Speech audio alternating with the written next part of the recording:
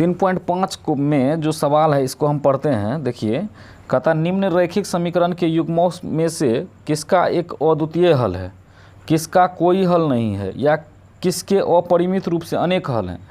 अद्वितीय हल की स्थिति में उसे वज्रगुणन विधि से ज्ञात कीजिए, ऐसा सवाल में दिया हुआ है। ठीक है, तो वज्रगुणन विधि से जिसका अद्वितीय हल होगा उसका ज्ञात करेंगे। तो उससे पहले, इस सवाल को पढ़ने से पहले हम कुछ शर्त को जानते हैं, इसको देखिए ध्यान से। शर्त क्या है? सबसे पहला शर्त है जब a1/a2 ठीक है बराबर नहीं b1/b2, तो शर्त है क्या? जब a1/a2 बराबर नहीं b1/b2 तो अद्वितीय हल प्राप्त होता है।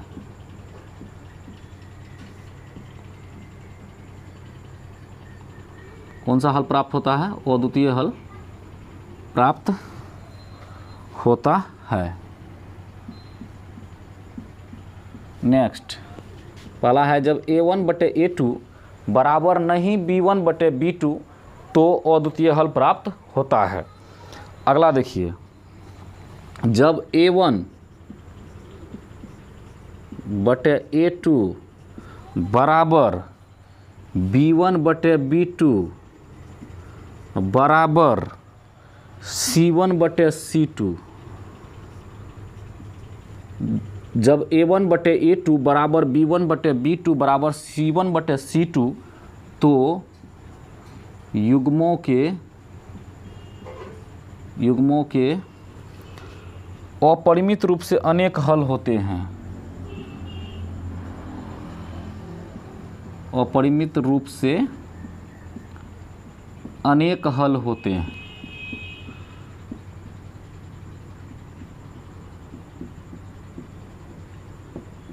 ठीक है, पहला देखिए, पहला स्टेप में क्या है कि शर्त क्या है? जब a1/a2 बराबर नहीं b1/b2 तो अद्वितीय हल प्राप्त होता है। दूसरा क्या है? जब a1/a2 बराबर b1/b2 बराबर c1/c2 तो युग्मों के अपरिमित रूप से अनेक हल होते हैं, है ना, अनेक हल। अब लास्ट देखिए 3 नंबर, इसको ठीक ठीक समझिएगा और इसको याद रखना पड़ेगा। जब a1/a2 ठीक है बराबर b1/b2 बराबर नहीं c1/c2 ठीक है, तो युग्मों के कोई हल नहीं होंगे, के कोई हल नहीं होते हैं। इसको ठीक से समझना है। जब a1/a2 बराबर नहीं b1/b2 तो अद्वितीय हल प्राप्त होता है। सेकेंड देखिए, जब a1/a2 बराबर b1/b2 बराबर c1/c2 तो युग्मों के अपरिमित रूप से अनेक हल होते हैं, अनेक हल होते हैं। जब a1/a2 बराबर b1/b2 बराबर नहीं c1/c2 तो युग्मों के कोई हल नहीं होते हैं। इसको याद रखेंगे। जब अद्वितीय हल होगा तब जो है क्या होगा, है ना, जब अद्वितीय हल होगा, ठीक है, जब अद्वितीय हल होंगे, ऐसे लिखिए, तब जो है ठीक है वज्रगुणन विधि से सवाल बनेगा। तब वज्रगुणन विधि का सूत्र लगेगा। इसमें देखिए सूत्र 2 गो है ना। सबसे पहला सूत्र है x निकालने के लिए हमारे पास सूत्र है, ठीक है। x के लिए आप सूत्र देखिए, x बराबर b1c2, ठीक है, b1c2 माइनस b2c1 और a1b2 माइनस a2b1, ठीक है। x बराबर सूत्र हो गया B1C2 माइनस B2C1 बटे A1B2 माइनस A2B1। ठीक है, ये x बराबर सूत्र हो गया। और पुनः y का हम सूत्र लिखते हैं, पहले यहाँ इसको हम घेर देते हैं, ठीक ना। y बराबर सूत्र क्या होगा, ध्यान से देखिए इसको, ठीक है। y के लिए सूत्र हो जाएगा C1A2 माइनस C2A1, ठीक है, बटे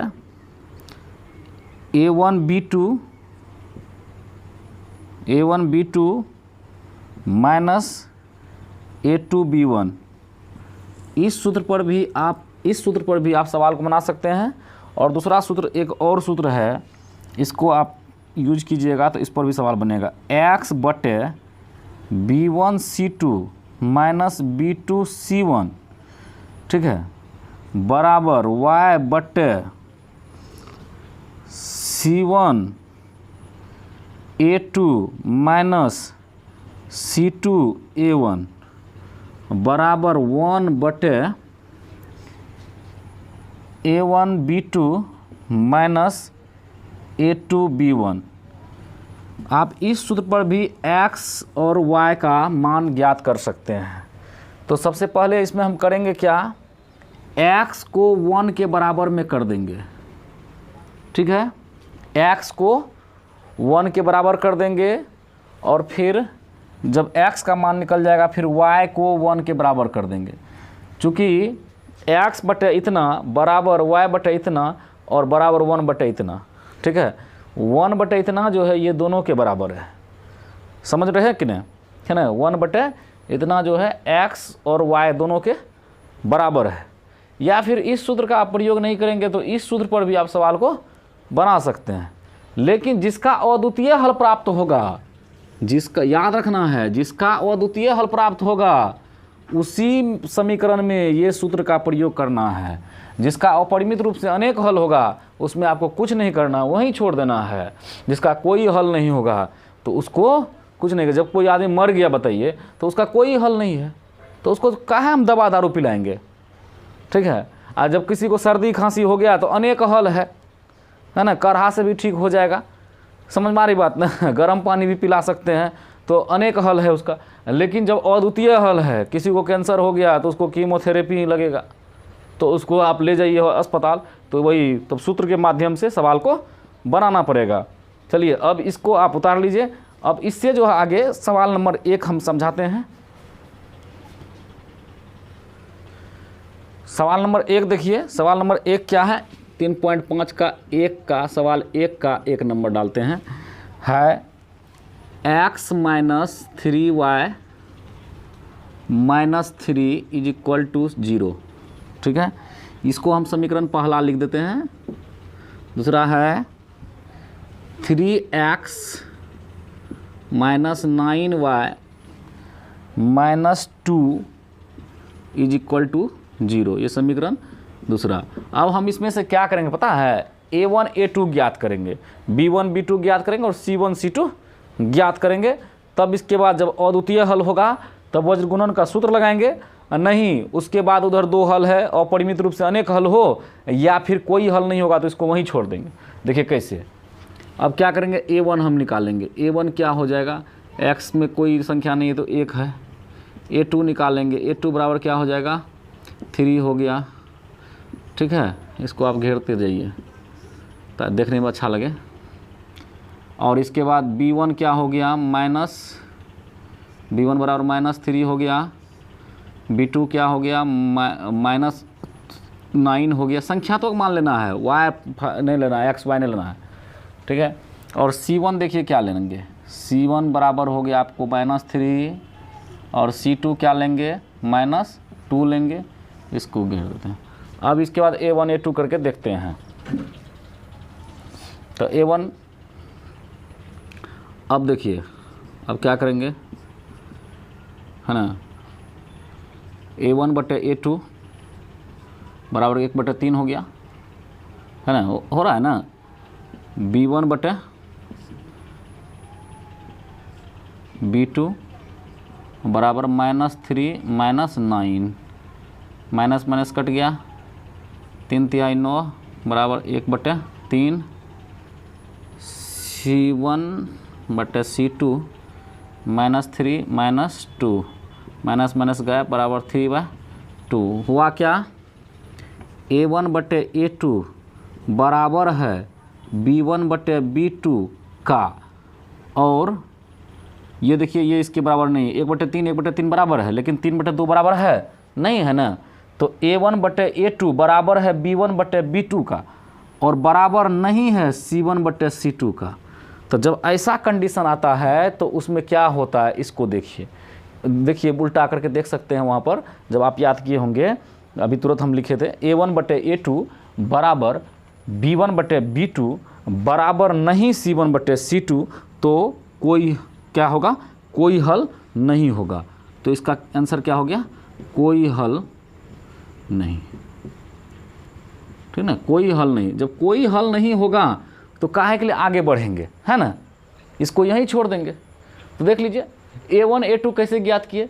A1 जो है समीकरण 1 का होता है और A2 जो है समीकरण 2 का होता है।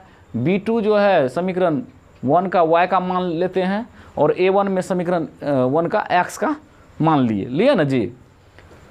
तो इसी तरह से जब A1/A2 बराबर B1/B2 बराबर नहीं C1/C2 आया तो कोई समीकरण का कोई हल नहीं होगा, युग्म का कोई हल नहीं होगा, है ना। तो आपका किताब में आंसर भी दिया होगा कोई हल नहीं है ना, कोई हल नहीं। समझ में आई बात ना, कोई हल नहीं है, इसको आप लिख लीजिए और आगे देखते हैं नेक्स्ट सवाल।